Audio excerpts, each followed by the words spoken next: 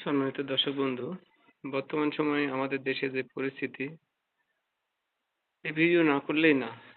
আমরা হয়তো ভাবছি নতুন করে দেশ স্বাধীন করে দেশ থেকে দুর্নীতি চলে গেছে। আসলে সেটা সম্পূর্ণই ভুল ধারণা। বর্তমানে যে পরিমাণ দুর্নীতি প্রতিটা সেক্টরে ঢুকে গেছে, যেটা না বললেই না।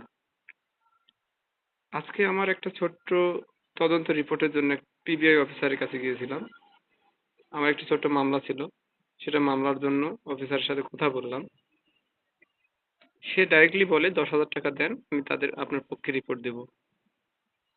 সে রিপোর্ট কিনতে হলে টাকার বিনিময়ে রিপোর্ট কিনতে হবে। তাহলে দেখেন দেশটা এখন কোন পর্যায়ে আছে।